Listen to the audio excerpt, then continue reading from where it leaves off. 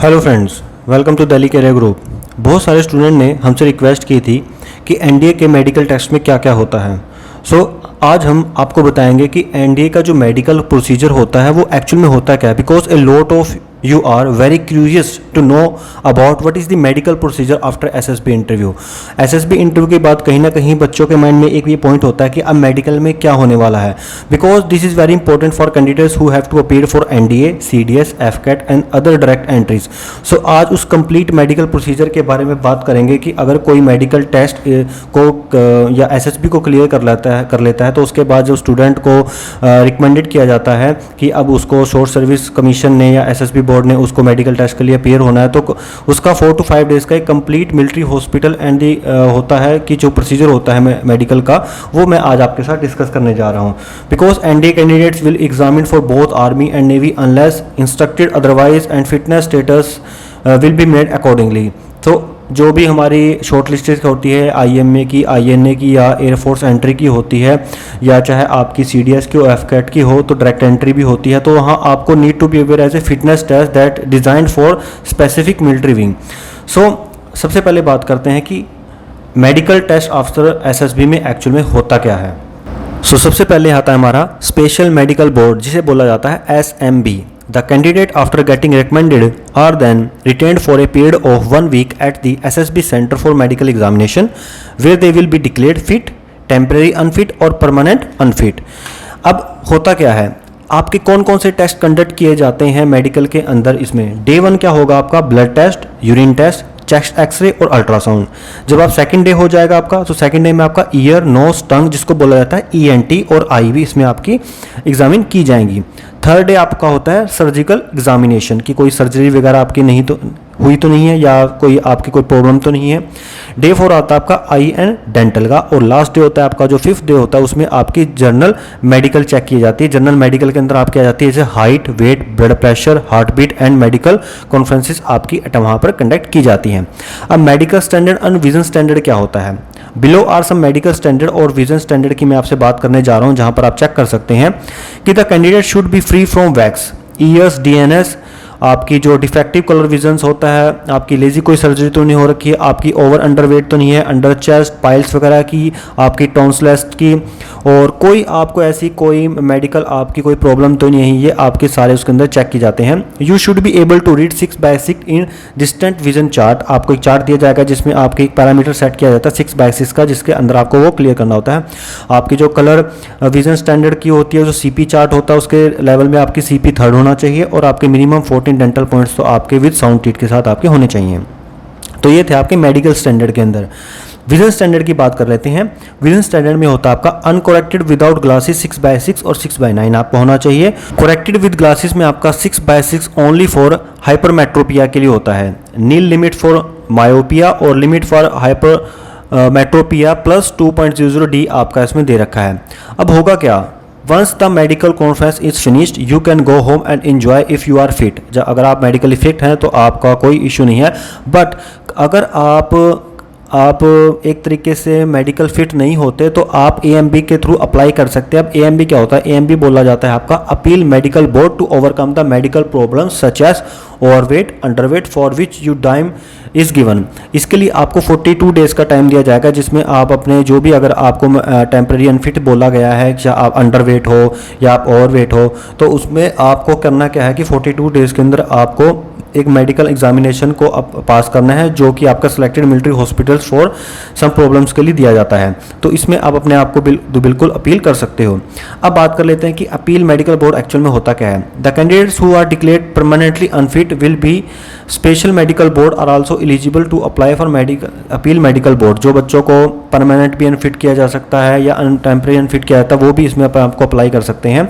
इसमें आपको करना होगा कि 40 रुपीज़ का आपको एक फॉर्म फिलअप करना होता है, और no fee charge is for candidates who are given temporary rejection. जिनको टेम्परेरी अनफिट बोला गया है उनको इस फॉर्म की भरने की कोई ज़रूरत नहीं होती। जिनको परमानेंट फिट बोला गया या डिक्लेयर किया जाता है, वो इसको 40 रुपीज़ में भर सकते हैं।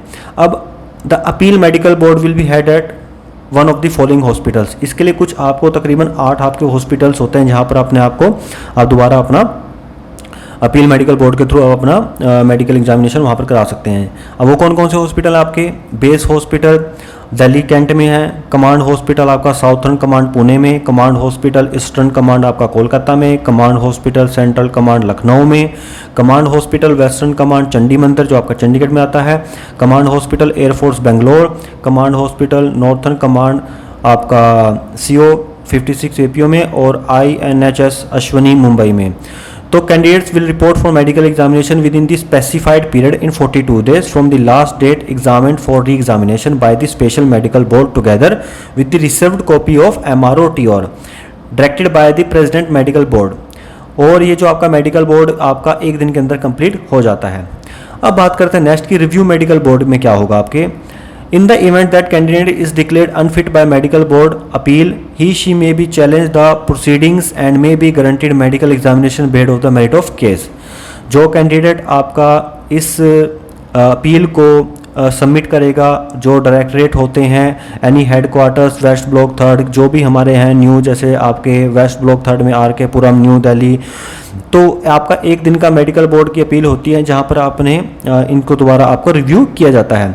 अब आपको इसमें कुछ इंपॉर्टेंट चीज़ें आती है कि डिसिप्लिन ड्यूरिंग मेडिकल एग्जामिनेशन आपने क्या करें, किन किन आपको डिसिप्लिन पे फॉलो करना है, because it is the most important part for those candidate who are recommended for proper SSB discipline during their stay in selection center during the conduct of medical examination। The candidate should require to put all their medical chest number whenever they are present in the campus। कि आपको एक वहाँ पर एक chest number दिया जाता है, ये जो आपका रेड क्रॉस का बना होता है वो आपको कॉन्टिन्यूस डाल के वहाँ पर रखना होता है। ये काफ़ी इंपॉर्टेंट डिसिप्लिन वहाँ पर मेंटेन किया जाता है। Physical fitness standard at IMA और OTA की बात कर रहे हैं, यानी आपकी इंडियन मिलिट्री अकेडमी और आपकी जो ऑफिसर ट्रेनिंग की होती है वहाँ पर आपको इसमें रनिंग होती है जो आपकी 2.4 किलोमीटर्स की आपको 15 मिनट में कंप्लीट करनी होती है। पुशअप आपके होते हैं 13, सीटअप्स होते हैं आपके 25, चिनअप्स होते हैं आपके 6, और रोप क्लाइंबिंग आपको 3 to 4 मीटर्स की यहाँ पर करनी होती है। सो द कैंडिडेट्स को हम यही एडवाइस दे सकते हैं कि उनको अपनी फिजिकल जो स्ट्रेंथ होती है उसको काफ़ी अच्छे तक बिल्डअप करना होता है। उनको स्पोर्ट्स, रनिंग, स्विमिंग, ये सारी चीज़ें उनको काफ़ी अच्छी तरीके से वहाँ पर होनी चाहिए। अब बात करते हैं जो आपकी क्या आइडियल एज, हाइट और वेट आपका तकरीबन वहाँ पर होना चाहिए, कि जो आपका इसमें आपको प्लस माइनस की टॉलरेंस होती है 10% की।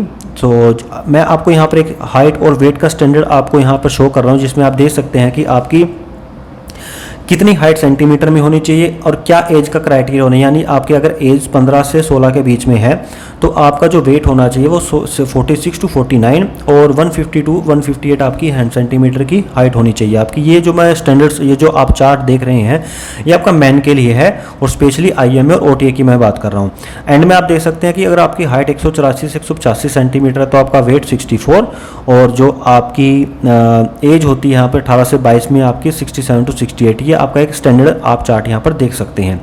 अगर वुमेन्स की बात करें इसी कैटेगरी में तो आप यहाँ देख सकते हैं कि जो वुमेन्स के लिए क्या है यहाँ पर कि 148 to 151 अगर आपकी सेंटीमीटर हाइट है और आपकी एज 20 से 25 के बीच में है तो 43 से 45 आपका वेट होना चाहिए, और अगर आपकी उम्र 26 से 30 के बीच में है तो 46 to 48 होना चाहिए।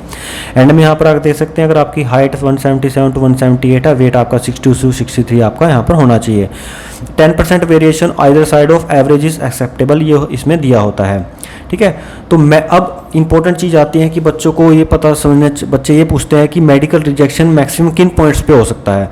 तो ये भी मैं आपको शो कर देता हूँ यहाँ पर कि जो आपके मेडिकल रिजेक्शन के चांसेस कौन कौन से हो सकते हैं।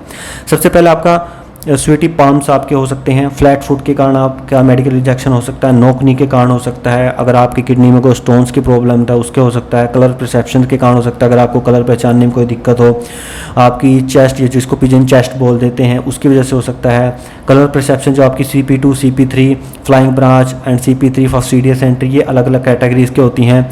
और आप कैरिंग एंगल ऑफ एल्बोज, अगर आपकी जैसे आपको एंगल्स, जो कहने का मतलब क्या है कि जो आपकी एल्बोज होती हैं अगर वो आपकी बिल्कुल फिट नहीं है, स्ट्रेट नहीं है, तो वहाँ पर भी आपकी मेडिकल रिजेक्शन आपकी हो सकती हैं।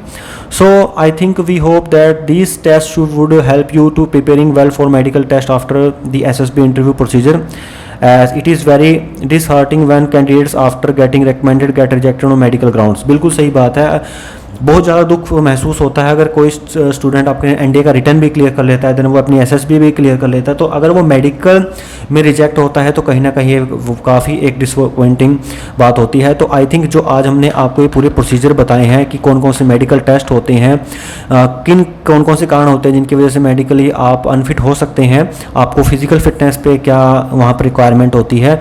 सो अगर आप इन चीज़ों को देखते हैं, समझते हैं, तो आई थिंक आपको इनके ऊपर बिल्कुल काम करना चाहिए। और हम उम्मीद यही करते हैं कि जिस स्टूडेंट ने अपनी एसएसबी को क्लियर किया है तो वो मेडिकल अनफिट बिल्कुल भी ना अभी वहाँ पर बोले जाएं। सो आई होप दिस का इन्फॉर्मेशन ये कहीं ना कहीं उन स्टूडेंट्स के लिए काफ़ी हेल्पफुल होगी जो अपने एसएसबी के बाद अपनी मेडिकल को प्रिपेयर कर रहे हैं।